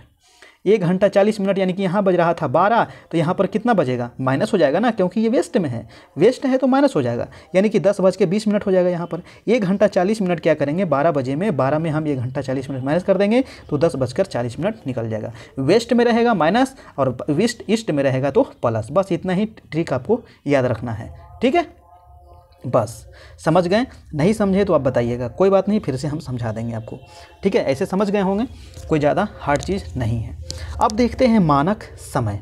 ठीक है, कह रहा है कि विश्व को 24 समय क्षेत्रों में विभाजित किया गया। हमारा जो विश्व है यानी कि पृथ्वी जो है 24 घंटे में एक चक्कर लगाती है, इसीलिए इसको 24 समय क्षेत्र में बांटा गया है। इन समय क्षेत्रों को ग्रीनविच मध्य समय यानी कि जीएमटी का मतलब क्या हुआ? ग्रीनविच मध्य समय यानी कि ग्रीनविच मीन टाइम, ठीक है, एवं मानक समय के 1 घंटे के अंतराल के आधार पर विभाजित किया जाता है। चूँकि पृथ्वी जो है घूर्णन के साथ प्रति घंटा 15 डिग्री देशांतर की दूरी तय करता है। अभी आपको बताया कि 1 घंटा में कितना डिग्री तय करेगा, तो 15 डिग्री तय करेगा। ठीक है, कह रहा है कि अतः पृथ्वी के 360 डिग्री को 24 जोनों में विभाजित किया गया है ना। ये सभी चीज़ आपको बता दिया गया है, जिसमें प्रत्येक की चौड़ाई क्या है? 15 डिग्री है। तब ना 15 गुने आपको 24 होता है तो 360 आ जाएगा, है ना। कह रहा है कि 1 डिग्री देशांतर को पार करने में कितना लगता है? तो 4 मिनट लगता है। ये सभी चीज़ आपको ऊपर समझा दिया गया है। ठीक है, मैं थोड़ा सा फास्ट बोलता हूँ। ठीक है, अगर आपको लगे कि मैं फास्ट बोल रहा हूँ, आप अपना थोड़ा सा स्लो कर लीजिएगा। ठीक है, क्योंकि मैं थोड़ा सा फास्ट, हमको आदत है। चलिए, ग्रीनविच जो है ये लंदन में है ना, और लंदन में है ग्रीनविच। इसके पूरब की तरफ जाने पर प्रति देशांतर 4 मिनट बढ़ जाता है और पश्चिम की तरफ जाने पर क्या हो जाता है? घट जाता है। कह रहा है कि अर्थात प्रत्येक समय जोन के बीच 1 घंटे का अंतर होता है। भारत में संपूर्ण देश के लिए एक ही मानक जोन है। अब देखिए, भारत में टोटल कितने मानक जोन हैं? तो भारत में एक ही मानक जोन है, जो कितना है? तो 82.5 डिग्री पूर्वी देशांतर है, जो कहाँ से गुजरा हुआ है? तो इलाहाबाद के नैनी से गुजरा हुआ है। ये सभी चीज़ आपको बता दिए हैं। अगला जो पॉइंट दे रहा है वो कह रहा है कि यहाँ मानक समय जो है 82.5 डिग्री पूर्वी देशांतर से निर्धारित किया गया है। यानी कि भारत का जो मानक समय रेखा कितना है? 82.5 डिग्री पूर्वी देशांतर। ठीक है, जो इलाहाबाद के निकट यानी कि नैनी से होकर के गुजरती है। कह रहा है कि भारत के देशांतरीय विस्तार जो है पूर्व पश्चिम को देखते हुए यह माना जाता है। ठीक है, अब देशांतरीय विस्तार है तो देशांतर जो खींचा जाता है तो इसी प्रकार से न खींचा जाता है उत्तर दक्षिण। और ये देशांतर कैसे पता चलेगा? पूर्व पश्चिम से पता चलेगा। भारत में एक से अधिक मानक समय की ज़रूरत है, क्योंकि भारत जो है, ठीक है, देखिए भारत जो है आपका, मैं थोड़ा सा भारत का मानचित्र बना करके आपको दिखा देता हूँ। ठीक है, देखिए ये जो है आपका मानक समय रेखा, 1 मिनट, हाँ, भारत का जो मानक समय रेखा दोस्तों ये है। ठीक है, यहीं पर है आपका क्या? इलाहाबाद का नैनी। यहाँ पर क्या है? इलाहाबाद। ठीक है, 1 मिनट, यह है आपका नैनी। इलाहाबाद में पड़ता है नैनी। नैनी एक स्टेशन भी है। तो ये है आपका इलाहाबाद का नैनी, और यहीं से गुजरा हुआ है क्या? भारत का मानक समय रेखा। ठीक है, इधर है ईस्ट, इधर है वेस्ट, इधर है नॉर्थ और इधर है आपका साउथ। समझ गए? तो यहीं से गुजरा हुआ है। एक प्रश्न देखिए यहाँ पर नहीं दिया है कि जो ये हमारा भारत का मानक समय रेखा है ये कितने राज्यों से होकर के गुजरता है। ठीक है, ये क्वेश्चन भी पूछा जाता है। चलिए मैं बता देता हूँ कि ये जो कितने राज्यों से होकर गुजरता है। जैसे कर्क रेखा के बारे में कल बताए थे, तो कर्क रेखा कितने राज्य से होकर गुजरता है? 8 राज्य से होकर गुजरता है कर्क रेखा, है ना। तो उसी प्रकार से मानक समय जो रेखा है ये कितने राज्य से होकर गुजरता है? तो ये 5 राज्य से होकर गुजरता है। ठीक है, कितने राज्य से होकर गुजरता है? 5 राज्य। कौन कौन? तो सबसे पहले यहाँ पर है आपका, सबसे पहले जो है आपका वो है आपका, 1 मिनट, हाँ, सबसे पहले ये है आपका यूपी। यूपी के नीचे आइएगा एमपी। एमपी के बगल में है छत्तीसगढ़। छत्तीसगढ़ के बगल में है आपको उड़ीसा, और उड़ीसा के बगल में है आंध्र प्रदेश। यानी कि ये 5 राज्यों से होकर के गुजरता है। कौन? तो भारत का मानक समय रेखा। एक बार मैं फिर बता देता हूँ, नोट कर लीजिएगा। यूपी है, एमपी है, छत्तीसगढ़ है, उड़ीसा है, आंध्र प्रदेश है। ठीक है, 5 राज्य से होकर के गुजरता है। और कर्क रेखा कितने राज्य से? 8 राज्य से। चलिए, समझ गए होंगे। अब हम आगे चलते हैं। ठीक है, अगला जो पॉइंट है वो कह रहा है मानचित्र। ठीक है, चलिए यहाँ से भी कुछ प्रश्न आपको बनता है। क्या बनता है? तो चलिए देख लेते हैं। कह रहा है कि भूगोल में मानचित्र भौगोलिक स्थान तथा आकृति, मौसम आदि भौगोलिक विषय वस्तु को दर्शाता है। देखिए जो मानचित्र है ना, जो मानचित्र आपके रूम में टंगा हुआ है उससे हमें क्या पता चलता है? तो भौगोलिक स्थान, आकृति, मौसम, इसके बारे में हमें पता चलता है। मानचित्र कैसा होता है? तो द्वि आयामी होता है, और परंतु इसके सपाट क्षेत्र त्रिआयामी विषय का प्रदर्शित किया जाता है। ये आप याद रखिएगा, द्विआयामी होता है यानी कि 2 डायमेंशनल होता है, ठीक है, लेकिन इसके सपाट क्षेत्र जो होते हैं 3 डायमेंशनल प्रदर्शित किया जाता है। कह रहा है कि भूगोल के अध्ययन में मानचित्र का व्यापक महत्व है।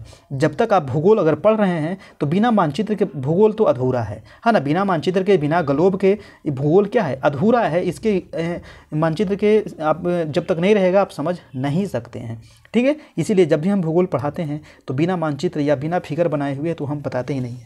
चलिए आगे देखते हैं। कह रहा है कि यह भौगोलिक अवधारणाओं को स्पष्ट करता है। मानचित्र जो है ये पृथ्वी पर स्थित सागर, महासागर, देश, महादेश, अन्य स्थानों की दूरी, आकृति अनुपातिक रूप से प्रदर्शित किया जाता है आपका मानचित्र के द्वारा। अब है मानचित्र कितने प्रकार के होते हैं, ये क्वेश्चन आपको एग्जाम में पूछे जाते हैं। तो मानचित्र जो होता है किसी विषय वस्तु के आधार पर मानचित्र को अनेक भागों में बांटा जाता है। जैसे कि यहाँ होता है प्राकृतिक मानचित्र। अब नाम ही है प्राकृतिक, तो इसमें प्राकृतिक से संबंधित चीज़ें रहेंगे। जैसे प्रकृति को पहाड़ ने बनाया, नदी बनाया, है ना, तो नदी, पहाड़, झील, झरना, तालाब, जितने भी चीज़ मिलेंगे तो ये प्राकृतिक मानचित्र में मिलेंगे, ठीक है। प्राकृतिक मानचित्र में आप किसी राज्य को खोजिएगा, है ना, कि ये राज्य कहाँ है, तो नहीं समझ में आएगा आपको जब तक आपको उसका ज्ञान नहीं होगा, है ना। कोई आप जिला को खोजिएगा तो नहीं मिलेगा आपको, ठीक है। तो ये मिलेगा आपको कहाँ, तो राजनीतिक मानचित्र में मिलेगा। इसीलिए आपके रूम में 2 प्रकार का मानचित्र होना बहुत ही जरूरी है, एक तो प्राकृतिक और दूसरा राजनीतिक, ठीक है। ये 2 जो मानचित्र है आपका वेरी इंपॉर्टेंट है, आपके रूम में होना जरूरी है और इसको देखना भी जरूरी है। एटलस आप खरीदते हैं ना, तो एटलस भी होना जरूरी है। एटलस में भी दोनों प्रकार का आपको मानचित्र दिया हुआ रहता है, एक प्राकृतिक भी दिया रहेगा और एक राजनीतिक भी दिया हुआ रहेगा, तो दोनों जरूर लीजिएगा। नेक्स्ट है आपका जलवायविक मानचित्र, पर्यावरणीय मानचित्र, अंतर्राष्ट्रीय मानचित्र, राष्ट्रीय मानचित्र और क्षेत्रीय मानचित्र। तो इतने प्रकार के मानचित्र होते हैं, लेकिन इसमें आपको 2 ही जरूरी है, एक तो प्राकृतिक और एक राजनीतिक। ये 2 मानचित्र आपके काफ़ी जरूरी हैं। देखिए अगला जो पॉइंट कह रहा है कि दीवार मानचित्र और एटलस, यानी कि दीवार पर लगाया जाने वाले मानचित्र क्या होता है, छोटा आकार होता है और इसका मापन पैमाना बहुत बड़ा होता है, और एटलस कई मानचित्रों का संग्रह होता है। नेक्स्ट पॉइंट है स्थलाकृतिक मानचित्र। स्थलाकृतिक मानचित्र क्या होता है दोस्तों, तो स्थलाकृतिक मानचित्र देखिए अभी कहीं जाना नहीं है ना, अभी इसके बाद जो है सारा प्रश्न उत्तर हम देखने वाले हैं और वहाँ सारा कॉन्सेप्ट आपका क्लियर होने वाला है। 30 से 35 प्रश्न हम देखेंगे महत्वपूर्ण इस चैप्टर से संबंधित। तो आज इस चैप्टर को खत्म करेंगे, अगला चैप्टर हम दूसरा दिन, कल फिर दूसरा चैप्टर शुरू करेंगे, क्योंकि यहाँ पर 16 तारीख तक हमको लगभग सारा समाप्त कर देना है, ठीक है। हाँ, तो बने रहिए।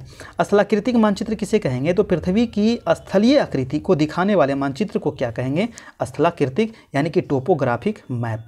स्थलाकृतिक मानचित्र में सड़क, ये क्वेश्चन पूछा जाता है, आपको लगता होगा ना ये नहीं पूछा जाता है, पूछ देगा कि जो सड़क है, शहर है, जलीय स्रोत है, पर्वत, पहाड़ कहाँ किस मानचित्र में देखने को मिलेगा, तो स्थलाकृतिक मानचित्र में, ठीक है। तो ये चीज़ आपको है। नेक्स्ट जो है मानचित्र वो है आपका विशिष्ट मानचित्र, यानी कि थीमेटिक मैप इसको कहा जाता है। थीमेटिक मैप जो होता है किसी विशेष विषय को प्रदर्शित करता है, जैसे कि जनसंख्या को, जनघनत्व को, मौसम को, पर्यावरण को, जलवायु को। अगर पूछ लिया जाए कि जनसंख्या जो है किस मानचित्र के द्वारा प्रदर्शित किया जाएगा, तो थीमेटिक मैप, है ना। अगर नहीं जानिएगा तो कैसे मारिएगा, यानी कि उसको हिंदी में क्या कहते हैं, विशिष्ट मानचित्र, ठीक है। नेक्स्ट चलते हैं। हाँ, अब देखिए यहाँ पर जो भी यहाँ पर कॉन्सेप्ट था वो आपका समाप्त हो गया। चलिए अब हम यहाँ पर क्वेश्चन आंसर को फटाफट कर लेते हैं। अब आपको पता हो गया होगा क्वेश्चन आंसर में आपको समय नहीं लगेगा, 10-15 मिनट टाइम और लगेगा, इसमें आपका पूरा क्लियर हो जाएगा। फर्स्ट प्रश्न देखिए, विश्व को निम्न में से कितने समय जोनों में विभाजित किया गया है। अभी आपको बताए कि हमारी जो पृथ्वी है 24 घंटा में एक चक्कर मार लेती है, यानी कि 360 डिग्री घूम जाती है, तो ये क्या हो जाएगा आपका 24, ठीक है। दूसरा प्रश्न यहाँ पर कह रहा है कि पृथ्वी घूर्णन के साथ प्रति घंटा निम्न में से कितनी समय दूरी तय करता है, तो प्रति घंटा पूछ रहा है। अभी आपको बताया था ना 1 घंटा में कितना, तो 15 डिग्री, है ना, तो 15 डिग्री आपका आंसर दिया हुआ है, ठीक है। नेक्स्ट प्रश्न है तीसरा नंबर। मैं समय ज़्यादा नहीं लूँगा आप लोग का, फटाफट आपको बताते चलता हूँ, जहाँ पर टाइम लगेगा देने लायक वहाँ पर दूंगा। यानी कि पृथ्वी पर कुल कितनी देशांतर रेखाएँ हैं दोस्तों, तो 360 अभी ये बताए थे, है ना। चलिए यहाँ पर देखिए थोड़ा सा गड़बड़ हो गया है कि टिक लग गया है ना, ये थोड़ा सा गड़बड़ चीज़ है, टिक नहीं लगना चाहिए था और पता नहीं कोई बच्चा यहाँ पर टिक लगा दिया है, ठीक है। चलिए नेक्स्ट में ऐसा नहीं रहेगा। चौथा प्रश्न क्या है कि 0 डिग्री देशांतर को क्या कहते हैं, अभी आपको बताए थे प्रधान याम्योत्तर रेखा उसके कहा जाता है, ठीक है। चलिए, और 180 डिग्री देशांतर क्या है, अंतर्राष्ट्रीय तिथि रेखा, इसको कहा जाता है 180 डिग्री देशांतर, ये भी आप याद रखिएगा। कर्क रेखा कितना होता है, तो 23.5 डिग्री उत्तरी अक्षांश, और भूमध्य रेखा 0 डिग्री, ठीक है। चलिए नेक्स्ट प्रश्न है दोस्तों आपका 5 नंबर। 5 नंबर क्या कह रहा है कि निम्न में से कौन सा कथन सही नहीं है। सही नहीं है वो आपको बताना है। कह रहा है कि विषुवत वृत्त से दूर जाने पर अक्षांशों का आकार क्या हो जाता है, घटता जाता है। विषुवत वृत्त से दूर जाने पर अक्षांश का आकार क्या हो जाता है, घटता जाता है। बिल्कुल तो सही कह रहा है ना, जैसे जैसे हम विषुवत से दूर जाएंगे तो क्या हो जाता है, ये घटते चला जाता है। ठीक है, चलिए नेक्स्ट पॉइंट है कि विषुवत वृत्त सबसे बड़े वृत्त का निर्माण करता है। अभी आपको बताए थे कि जो ये विषुवत है सबसे बड़ा वृत्त का निर्माण करता है, जैसे जैसे ऊपर जाते हैं घटता है, नीचे जाते हैं तो घटता है। तीसरा जो पॉइंट कह रहा है कि पृथ्वी पर कुल 180 अक्षांश रेखाएं हैं और उपरोक्त सभी कथन सही है। देखिए पृथ्वी पर कुल 180 अक्षांश नहीं है, क्योंकि 90 ऊपर है 90 नीचे है और बीच में भी तो एक है जो 0 डिग्री है, ये भी तो अक्षांशी रेखा है ना। तो टोटल कितना हो जाता है, 181 हो जाता है। अगर हम उत्तरी ध्रुव और दक्षिणी ध्रुव को माइनस कर देते हैं, क्योंकि ये जो 90 डिग्री है ये क्या है, एक रेखा नहीं है, ये एक बिंदु हो जाता है। अगर इसको माइनस करके देखेंगे तो कितना हो जाएगा, 179 हो जाएगा। इसीलिए इसका आंसर क्या हो जाएगा आपका 3rd नंबर। चलिए नेक्स्ट प्रश्न है। प्रश्न क्या कह रहा है कि निम्न में से कौन सा युग्म जो है सुमेलित नहीं है, यानी कि गलत युग्म आपको पूछा जा रहा है।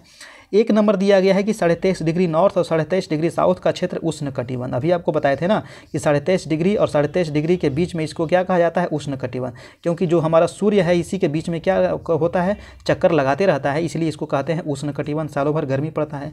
दूसरा पॉइंट क्या है कि 23.5 डिग्री नॉर्थ से लेकर के 66.5 डिग्री नॉर्थ का क्षेत्र क्या कहलाता है, उत्तरी उपोष्णकटिबंध। ये भी आपका सही है ना, ये भी आपका बिल्कुल सही है। यानी कि 23.5 से लेकर के 66.5 का जो क्षेत्र है, उसी प्रकार से नीचे में भी 23.5 से 66 का बीच है, उसको क्या कहते हैं, उपोष्ण, या फिर इसी का एक नाम और क्या है, शीतोष्ण।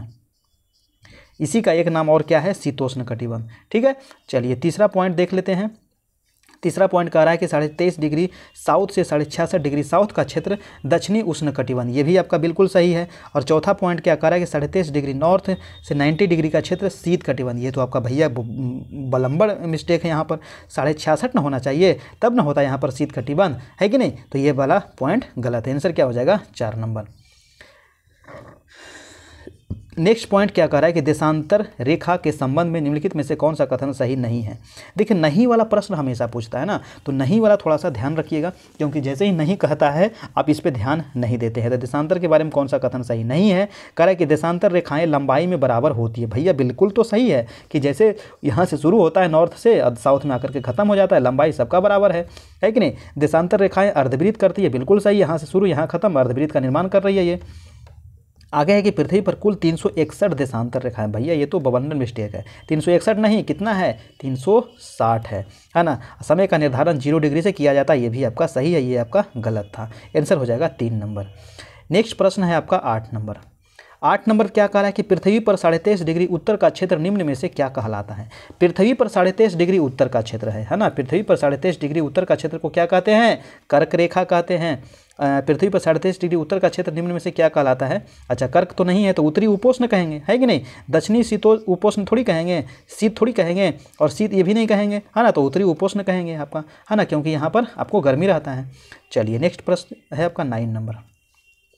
निम्न में से कौन सा कथन सही नहीं है। नहीं वाला बहुत पूछा जाता है ना, कौन सा कथन यहाँ पर सही नहीं है। कह रहा है कि ग्लोब पर पृथ्वी के उत्तर तथा दक्षिणी ध्रुव को प्रदर्शित किया जाता है। बिल्कुल सही है, ग्लोब पर उत्तरी ध्रुव तथा दक्षिणी ध्रुव को प्रदर्शित करते हैं। ग्लोब को अक्ष के साथ झुका हुआ दिखाया जाता है। बिल्कुल, कितना डिग्री झुका हुआ है अक्ष के साथ, तो 23.5 डिग्री झुका हुआ है, ये ध्यान रखना है। ग्लोब जो है पृथ्वी का बड़ा प्रतिरूप। भैया ग्लोब पृथ्वी का बड़ा कैसे है, छोटा प्रतिरूप न है, बड़ा थोड़ी है, यहाँ पर छोटा हो जाएगा, है ना। तो ये आपका गलत है, गलत आपको पूछ रहा था। नेक्स्ट पॉइंट था, कह रहा था कि ग्लोब द्वारा पृथ्वी की सभी अक्षांश और देशांतर रेखाओं का प्रदर्शन किया जाता है। ये भी आपका सही था, 3 नंबर हो जाएगा। चलिए नेक्स्ट है आपका 10 नंबर प्रश्न। 10 नंबर प्रश्न क्या कह रहा था कि विषुवत वृत्त से ध्रुवों तक स्थित सभी समानांतर वृत्तों को क्या कहते हैं। विषुवत वृत्त से कहाँ जाना है दोस्तों, ध्रुव तक जाना है, और सभी समानांतर को क्या कहा जाता है, अक्षांश कहते हैं, है ना। ये है विषुवत, इससे जाएंगे कहाँ तक, ध्रुव तक। ये क्या है, समानांतर, तो इसको क्या कहते हैं, अक्षांश कहते हैं, है कि नहीं, है ना। मानक थोड़ी कहेंगे, देशांतर थोड़ी कहेंगे, ये भी गलत है। आंसर क्या हो जाएगा, डी नंबर। नेक्स्ट है आपका 11 नंबर प्रश्न। कह रहा है कि ग्लोब पर उत्तर से दक्षिण की ओर खींची जाने वाली काल्पनिक रेखा, यानी कि उत्तर से दक्षिण खींचा गया है, तो इसको क्या कहेंगे, इसको क्या कहेंगे, देशांतर कहेंगे, है ना। ये अक्षांश थोड़ी कहेंगे, ये भी नहीं, ये भी नहीं। आंसर क्या हो जाएगा, 1 नंबर। ठीक है, नेक्स्ट प्रश्न है आपका 12 नंबर। कह रहा है कि निम्न कथनों पर यहाँ पर विचार कीजिए। 2 कथन दिए गए हैं, उसी के आधार पर यहाँ पर ऑप्शन दिए गए हैं, और असत्य चुनना है। देखिए यहाँ पर गलत चुनना है आपको। ठीक है, कथन है कि ग्रीनविच के पूर्व में स्थित स्थानों का समय ग्रीनविच समय के से पीछे होता है। क्या कह रहा है कि ग्रीनविच के पूर्व में स्थित स्थानों का जो समय होता है ग्रीनविच से पीछे होता है। कहीं से गलत बात है, पीछे थोड़ी होता है, आगे ना होता है। जब पूरब में है तो क्या अभी बताया था ना कि समय जुड़ जाएगा, तो ये प्लस ना हो जाएगा, आगे रहेगा ना। दूसरा यहाँ कथन था कि ग्रीनविच के पश्चिम में स्थित स्थानों का समय ग्रीनविच समय से आगे होता है। भैया दोनों तो गलत लिख दिया, यहाँ पर पीछे होगा, जिसको पीछे लिखना चाहिए उसको आगे लिख दिया, जिसको आगे लिखना चाहिए उसको पीछे लिख दिया, तो दोनों यहाँ पर गलत है कि नहीं। आंसर हो जाएगा 3 नंबर। नेक्स्ट प्रश्न है आपका 13 नंबर। निम्न कथन पर यहाँ पर विचार कीजिए। 2 कथन दिए गए हैं। कथन 1 है कि भूगोल में मानचित्र भौगोलिक स्थान, आकृति, मौसम आदि भौगोलिक विषय वस्तु को दर्शाता है। ठीक है, यहाँ पर सत्य पूछा गया था ना, ध्यान रखिएगा। तो ये तो सही है ना। मानचित्र जो है भौगोलिक स्थान, आकृति, मौसम भौगोलिक विषय को दर्शाएगा, सही है। दूसरा पॉइंट कह रहा है कि मानचित्र जो है द्विआयामी होता है। अभी आपको बताए थे मानचित्र कैसा होता है, द्विआयामी होता है, यानी कि 2 डायमेंशनल होता है, परंतु इसके सपाट क्षेत्र जो होते हैं त्रिआयामी होते हैं। तो आंसर जो हो जाएगा दोनों आपका बिल्कुल ही सही है, यानी कि 1 और 2 दोनों यहाँ पर सही है। चलिए अब देखिए यहाँ पर मजा आएगा। ठीक है, अब है यहाँ पर विगत वर्षों में पूछे गए प्रश्न, यानी कि जो पिछले साल जो पूछा गया था उसको हम लोग यहाँ पर देखते हैं। चलिए, काफ़ी इंपॉर्टेंट प्रश्न है और यहाँ से चैप्टर से आपको हमेशा पूछा जाता है दोस्तों, तो ये काफ़ी इंपॉर्टेंट चैप्टर है आपका, है ना। ऐसा नहीं कि आप सीटेट में ही पूछा जाएगा, बीपीएससी कोई भी एग्जाम आप देख लीजिए वहाँ आपको ये पूछा जाएगा। ठीक है, चलिए, कह रहा है कि यदि अब देखिए ये अब क्वेश्चन अभी आपको बताए थे, मैथ वाला है, इसको बताइए कि अहमदाबाद, है ना, गुजरात में है, 72.5 डिग्री ईस्ट देशांतर पर स्थित है। तो अहमदाबाद का स्थानीय समय क्या होगा यदि भारतीय मानक समय 8 प्रातः है। अब देखिए यहाँ पर कैसे बनाइएगा, इसको जल्दी से आप बताइए। आपके पास लगभग 30 सेकेंड का टाइम है।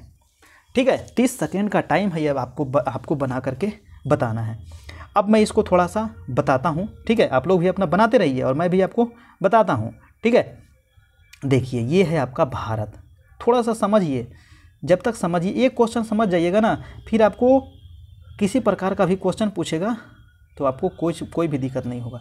ये रहा छोटा सा भारत का मानचित्र, छोटा भारत है। ठीक है, तो ये है अहमदाबाद। अहमदाबाद कहाँ पड़ता है, गुजरात में। मान लीजिए कि अहमदाबाद कहाँ है, यहाँ पर ही है, और ये कितना है, 72.5 डिग्री है। ये कितना है, 72 डिग्री 30 मिनट है। ठीक है, और भारत का जो मानक समय कितना है, 82.5 डिग्री है। भारत का जो मानक समय है वो कितना है, 82.5 डिग्री है। और कितना बज रहा है भारत का मानक समय पर, 8 बज रहा है। यहाँ पर ही 82.5 पर कितना बज रहा है दोस्तों, 8 बज। कॉन्सेप्ट थोड़ा सा देखिए, 82.5 डिग्री पे कितना बज रहा है, 8 बज रहा है। तो 72.5 पे कितना बजेगा, ये है ईस्ट, ये है वेस्ट। अब देखिए इस जो वेस्ट है 72.5 डिग्री, ठीक है, तो ये किधर है, भारत का जो मानक समय है इससे किधर है, पश्चिम में है। और पश्चिम में क्या होता है, समय घटता है। पश्चिम में क्या होता है, समय घटता है। तो भारत का जो मानक समय है उसमें वहाँ कितना बज रहा है, 8 बज रहा है। और 72.5 डिग्री पे कितना बजेगा, यानी कि 30 डिग्री का यहाँ पे 10 डिग्री का अंतर है ना। तो 1 डिग्री पार करने में कितना लग रहा है, 4 मिनट। तो 10 डिग्री पार करने में कितना लगेगा, 40 मिनट। यानी कि 8 जो बज रहा था भारत के मानक समय पर, उसमें हम क्या करेंगे, 40 मिनट माइनस कर देंगे, यानी कि 7:20 है कि नहीं। 40 मिनट यहाँ पर माइनस करेंगे तो 7:20 आएगा। समझे कि नहीं समझे। ये 82.5 डिग्री था आपका भारत का मानक समय, यहाँ पर बज रहा था 8। अहमदाबाद का मानक समय है 72.5 डिग्री, यहाँ पर कितना बज रहा है ये आपको ज्ञात करना है। ठीक है, तो अहमदाबाद जो है भारत के मानक समय से किधर है, वेस्ट में है, यानी कि पश्चिम में है। तो पश्चिम में समय क्या हो जाता है, घट जाता है। और यहाँ पर है 82.5, यहाँ पर है 72.5। तो कितना का अंतर है, तो 10 डिग्री का अंतर है ना। 10 डिग्री ये पीछे है, तो 1 डिग्री को पार करने में 4 मिनट, तो 10 डिग्री को पार करने में 40 मिनट। यानी कि यहाँ बज रहा था 8, तो 40 मिनट माइनस कर देंगे तो 7:20 आ जाएगा। कोई दिक्कत नहीं। चलिए, अभी भी दिक्कत है तो बहुत सारा दिक्कत हो जाएगा फिर आगे चल करके। चलिए अगला प्रश्न देखिए, 15 नंबर। कारक निम्न में से कौन सी शिक्षण सहायक सामग्री महाद्वीपों के अनुपातिक क्षेत्र व आकार को दर्शाने के लिए सबसे अधिक उपयुक्त है। क्या बता रहा है कि कौन सा शिक्षक सहायक सामग्री पूछ रहा है महाद्वीप के अनुपातिक क्षेत्र और आकार को दर्शाने के लिए। तो सबसे अच्छा क्या चीज़ है, ग्लोब है कि नहीं। सबसे अच्छा जो है वो है आपका ग्लोब। ठीक है, तो यहाँ पर जो आंसर हो जाएगा आपका वो हो जाएगा आंसर नंबर 1। ठीक है, ग्लोब। नेक्स्ट प्रश्न है आपका 16 नंबर। भारत का मानक देशांतर कितना, अभी आपको बता दिया 82.5 डिग्री है ना, 82.5 डिग्री पूर्वी देशांतर है ना, 82.5 डिग्री सॉरी ये 83,500, देखो हम गलत मार दिए भैया, ये सब गलत, ध्यान देना है ना। ये 82,500 देखो ये है, मैंने ध्यान जानबूझकर मारा ताकि आपका ध्यान जाए। और इस प्रकार से बार बार एग्जाम में दिया जाता है। यहाँ देखो 83,500 दिया था, 82,500 दिया है, तो अपना आँखिया को खोल करके मारिएगा एग्जाम में, नहीं तो गड़बड़ हो जाएगा। 82,500 कितना है, थर्ड में है, ठीक है, गलत नहीं कीजिएगा। नेक्स्ट प्रश्न है 17 नंबर। कह रहा था कि जैसे जैसे हम पूर्वी गोलार्ध से पश्चिमी गोलार्ध की ओर जाते हैं, देशांतर रेखाएं का आकार क्या होता है। पूर्वी गोलार्ध से पश्चिमी गोलार्ध की ओर जाते हैं तो देशांतर क्या होता है बताइए। अब ये रहा आपका विश्व, है ना। अब देखिए पूरब ये है, पश्चिम ये है। पूरब से जाएंगे पश्चिम की ओर तो गोलार्ध जो है इसमें कोई आपको अंतर पड़ रहा है। यहाँ से शुरू हुआ नॉर्थ से साउथ में ख़त्म हो गया, तो इसमें कोई भी अंतर आ रहा है नहीं, क्योंकि इसकी लंबाई क्या होती है, समान होती है। तो ये आंसर क्या हो जाएगा, समान रहेगा ना। पूरब से पश्चिम जाइए या पश्चिम से पूरब जाइए, है ना, बतिया तो बराबर है, तो समान रहेगा। आपका आंसर नंबर थर्ड हो जाएगा। नेक्स्ट है आपका 18 नंबर। कह रहा है कि मानचित्र पर किसी स्थान को दर्शाना। चलिए, मानचित्र पर किसी स्थान को दर्शाना, अच्छा किसी स्थान को दर्शाना है तो कैसे दर्शाएंगे, है ना। मानचित्र पर किसी स्थान को अगर दर्शाना है तो कैसे दर्शाएंगे, ज्ञान से, समझ से, अनुप्रयोग से या फिर कौशल से, क्या होगा। काफ़ी अच्छा प्रश्न है, बताइए। तो देखिए कौशल से हम दर्शाएंगे दोस्तों, है ना। आपके ज्ञान नहीं होगा, समझ भी नहीं होगा, प्रयोग लग रहा है कि ज्ञान भी होना चाहिए, लेकिन जो महत्व, जो इम्पोर्टेंट, जो इसका जो राइट आंसर होगा वो हो जाएगा आपका डी नंबर, कौशल से ही आप दर्शा सकते हैं। नेक्स्ट है आपका 19 नंबर। कह रहा है कि जब दिन और रात की अवधि बराबर होती है, हाँ दिन और रात की अवधि बराबर होती है तो सूर्य की किरणें सीधी कहाँ पड़ेगी। कल भी बताए थे कि 0 डिग्री है ना। 0 डिग्री यानी कि ये हो गया उत्तरी ध्रुव, उत्तरी गोलार्ध, ये हो गया दक्षिणी गोलार्ध, है ना। तो उत्तरी गोलार्ध और दक्षिणी गोलार्ध को अगर बीच में हम बांट देंगे, यानी कि 0 डिग्री से बांट देंगे, तो दिन रात क्या हो जाएगा, बराबर हो जाएगा। और इसी को क्या कहते हैं, भूमध्य रेखा कहते हैं, या फिर इसी को क्या कहते हैं, विषुवत रेखा भी कहते हैं, ठीक है। तो दोनों नाम याद रखना है। नेक्स्ट प्रश्न है आपका 20 नंबर। कह रहा है कि जब भारत में साय के 8:30 बजे, काफ़ी इंपॉर्टेंट, फिर से आ गया, है ना। ये क्वेश्चन आपको पूछा ही जाता है एग्जाम में। साय के यानी कि शाम हो रहा है, 8:30 बज रहा है, तो इंग्लैंड में मानक समय कितना होगा। कितना सिंपल दिया है ना। भारत में कितना बज रहा है, 8:30, तो इंग्लैंड में कितना बजेगा। आपको पता है कि जो भारत है वो इंग्लैंड से कितना आगे है। भारत जो है इंग्लैंड से कितना आगे, 5.5 घंटा। अब देखिए 8:30 में हम 5.5 घंटा क्या करेंगे, सिंपली माइनस कर देंगे। 8:30 में हम 5.5 घंटा को क्या करेंगे, यहीं पर लिख के घटा देंगे। 0 से 0, 3 से 3, ये भी गया 0, 8 में से 5 गया 3, यानी कितना बज रहा है, 3 बजेगा। और 3 क्या बजेगा, साय प्रातः, या क्या बजेगा, तो प्रातः ना होगा, 3 क्या बजेगा, प्रातः होगा, यानी कि आंसर नंबर 2। 20 का क्या हो जाएगा, आंसर नंबर 2 यानी कि प्रातः, ठीक है। चलिए नेक्स्ट प्रश्न देखिए आपका 21 नंबर। कह रहा है कि जब दो शहर एन और एम ग्रीनविच के क्रमशः 15 डिग्री पूर्व और 15 डिग्री पश्चिम में स्थित है तो इन दोनों शहरों के समय में कितना का अंतर होगा। हाँ काफ़ी अच्छा प्रश्न है, देखिए बताइए।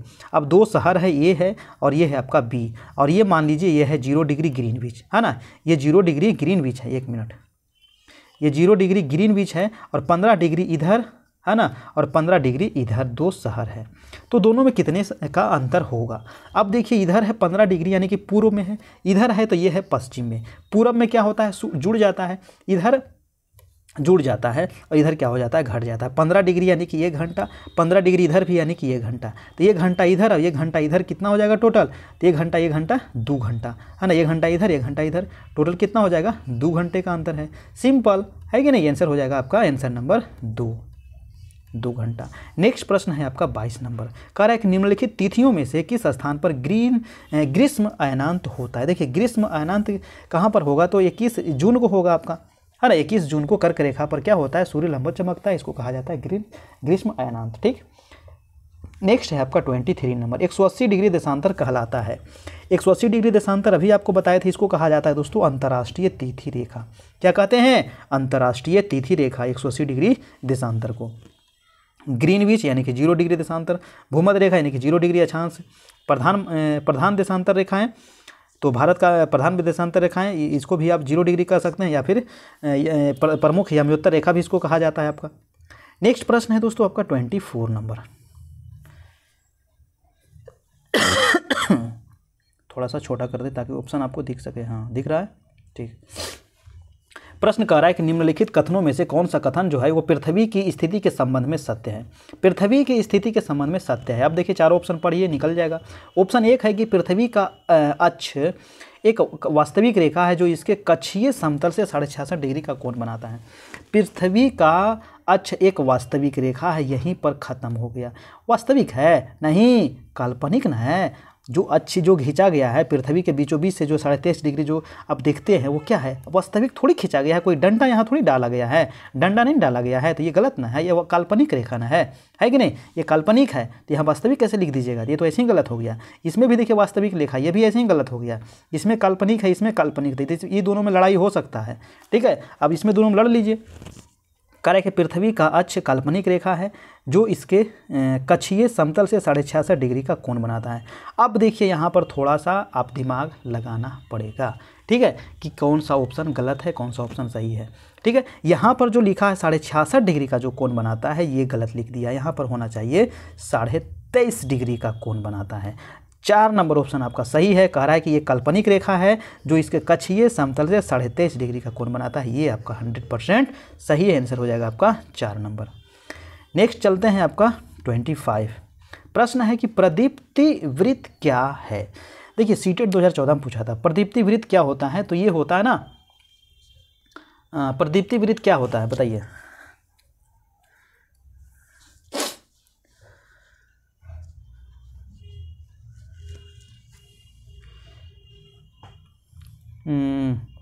देखिए इसमें थोड़ा सा आपको कन्फ्यूजन है, इसको थोड़ा सा आप रहने दीजिएगा। प्रदीप्ति वृत्त इसको मैं आपको बाद में समझा दूंगा, ठीक है, अभी इसको आप रहने दीजिए। थोड़ा सा इसमें कुछ लग रहा है हमें गड़बड़ ऑप्शन में, ठीक है, आगे हम इसको बता देंगे। चलिए अगला प्रश्न देखिए 26 नंबर। 26 प्रश्न है दोस्तों कि पारंपरिक रूप से चिन्हित एक को दर्शाता है। एक किसको दर्शा रहा है? अब इधर है पूरब, इधर है पश्चिम, इधर है उत्तर, इधर है दक्षिण, तो ये किसको दर्शाता है? पश्चिम को, है कि नहीं? क्या हो जाएगा आपका आंसर? नंबर 4। कितना आसान प्रश्न पूछता है यार, समझ में नहीं आता है। चलिए नेक्स्ट प्रश्न है आपका 27 नंबर। कह रहा है कि 21 मार्च और 23 सितंबर को पूरी पृथ्वी पर दिन और रात क्या होता है? बराबर होता है। यानी कि दिन रात बराबर होने का अर्थ है कि 21 मार्च और 23 सितंबर को जो सूर्य है वो किस पे लंबवत चमक रहा है? तो भूमध्य रेखा पर लंबवत चमकता है। इसके वजह से क्या होता है? दिन रात बराबर होता है। अब ऑप्शन देखिए कौन सा कारण इसमें सही है। कह रहा है कि सूर्य की किरणें विषुवत पर सीधी पड़ती है और इस स्थिति में कोई भी ध्रुव सूर्य की ओर झुकी नहीं होती है। चलिए दूसरा ऑप्शन देख लेते हैं, ये तो आपका ऑप्शन सही ही है। दूसरा ऑप्शन देख लीजिए। कह रहा है कि सूर्य की किरणें मकर रेखा पर सीधी पड़ती है और इस स्थिति में कोई भी ध्रुव, ये देखिए गलत चीज़ है। सूर्य की किरणें कर्क रेखा पर सीधी पड़ती है और इस स्थिति में एक ध्रुव का झुकाव सूर्य की ओर होता है, ये भी गलत है।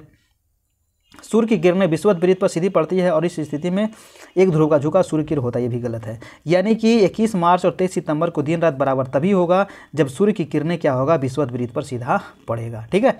चलिए नेक्स्ट प्रश्न है आपका 28 नंबर कि निम्न में से कौन सा मानचित्र का घटक नहीं है, है ना? मानचित्र का घटक नहीं है आकार, दिशा, संकेत या फिर दूरी। तो देखिए यहाँ पर मानचित्र का घटक नहीं है, दिशा है, दूरी भी है, संकेत भी, आकार यहाँ पर नहीं है। आंसर हो जाएगा आपका आंसर नंबर 1। नेक्स्ट है दोस्तों और आज का ये लास्ट प्रश्न है, ठीक है, आज का ये लास्ट प्रश्न है। वीडियो आपको अच्छा लगा हो दोस्तों, एक मेरे भाई लाइक कर दीजिएगा जाते जाते, और चैनल पर नए हैं चैनल को सब्सक्राइब कर लीजिएगा, है ना। जरूर से जरूर अपने दोस्तों को भी शेयर कीजिएगा, जरूर से जरूर अपने वीडियो, ठीक है। चलिए नेक्स्ट देखते हैं प्रश्न क्या कह रहा है। कह रहा है कि वह मुख्य अक्षांश जो भारत के बीचों बीच से, काफ़ी आसान प्रश्न है। भारत के बीचों बीच से तो कौन सा रेखा गुजरता है? तो कर्क रेखा गुजरता है ना। चलिए अब आपको कॉमेंट करके क्या बताना है, ठीक है। लास्ट में मैंने एक प्रश्न रखना हूँ आपके लिए कॉमेंट करने के लिए, ठीक है। देखिए पिछला भी वीडियो डाले थे तब लोग कोई कॉमेंट नहीं किए हैं, कॉमेंट कीजिए यार। कमेंट करने से आपको क्या होता है? कोई दिक्कत नहीं है ना, थोड़ा सा हमें अच्छा लगता है आप कमेंट करिएगा तो। चलिए तो ये कर्क रेखा जो है ना, आपको ये बताना है कि कितने राज्यों से होकर गुजरती है। तो आपको पता है कि 8 राज्य से होकर गुजरती है। कौन कौन राज्य से होकर गुजरती है ये आपको कमेंट करना है। टोटल 8 राज्य से गुजरती है और वो 8 राज्य का नाम आपको लिख करके कमेंट करना है। तो ये आज इतना ही तक रहने देते हैं। इसका PDF आपको मिल जाएगा हमारे टेलीग्राम चैनल पर, ठीक है। तो आज इतना ही, यहीं पर हम वीडियो समाप्त करेंगे दोस्तों। चैनल पर नए हैं मेरे भाई, चैनल को सब्सक्राइब कर लीजिएगा। आप लोग अच्छे से तैयारी करते रहिए, ठीक है। अभी देखना यूपी टेट आपका कैंसिल हो गया, सीटेट का एग्ज़ाम मेरे देखिए, सोशल साइंस छोड़ दीजिए मेरे लिए, हमारे लिए छोड़ दीजिए। आपको 100% गारंटी देते हैं कि यहाँ पर 50+ आपका प्रश्न सही हो जाएगा, ठीक है। जितना आपको करा रहे हैं उतना आप जरूर से ज़रूर करते चलिए, आपको कोई नहीं हरेगा 50+। अगर 50 आप इसमें ले आते हैं, 50 के अगर 45 भी ले आते हैं ना, तो उधर से आपको 45 ही लाना है। 90 में पास, हमको टॉप थोड़ी करना है, पास करना है। 90 में पास है कि नहीं, तो 45 आप इधर से ले आते हैं तो 45 आप उधर से नहीं लाइएगा। आप 60 में कितना ला रहे हैं, 45, तो उधर आपके पास कितना बच रहा है, 90, तो 90 में भी आप 45 नहीं ला पाइएगा, बताइए। तो 90 में उधर कम से कम आप 45 ले आइए, आप पास हो जाइएगा, सिंपल ही है कि नहीं। चलिए, तो आपके लिए ये सभी किया जा रहा है ताकि आप लोग अच्छे से तैयारी कर सके। तो आज यहाँ पर ग्लोब समाप्त हो गया। कल हम लोग क्या पढ़ने वाले हैं, तो कल हम लोग पढ़ने वाले हैं वायु, यानी कि कल हम लोग हवा में उड़ेंगे, है कि नहीं। कल हम लोग हवा में नहीं उड़ेंगे, मतलब वायु पढ़ेंगे, ठीक है। और वायु से हम लोग जितने भी यहाँ पर कॉन्सेप्ट है, पहले हम कॉन्सेप्ट क्लियर करेंगे, ठीक है। उसके बाद फिर हम उसका क्वेश्चन आंसर भी देखने वाले हैं। तो कल भी यहाँ पर हम एक ही क्लास में यहाँ पर समाप्त करेंगे, कॉन्सेप्ट और क्वेश्चन आंसर दोनों चीज़, क्योंकि दोनों एक साथ होता है ना तो ज़्यादा मज़ा आता है, ठीक है। थोड़ा सा वीडियो लंबा होता है लेकिन अच्छा रहता है, तो आप एग्ज़ाम का टाइम भी तो थोड़ा सा पढ़ लिया कीजिए, है कि नहीं। चलिए, तो आज इतना ही रहने देते हैं मेरे भाई। इसका टेलीग्राम पर चैनल पे ज्वाइन कर लीजिएगा, वहाँ से इसका PDF आपको मिल जाएगा। ये आपका व्हाट्सएप है, यहाँ से आप इसका व्हाट्सएप पे भी आप जुड़ जाइए, वहाँ भी जो भी न्यूज़ होता है वहाँ आपको मिलते रहता है। फिर मिलते हैं कल, तब तक के लिए good night, good bye, take care, अपना ख्याल रखिएगा, टाटा बाय बाय।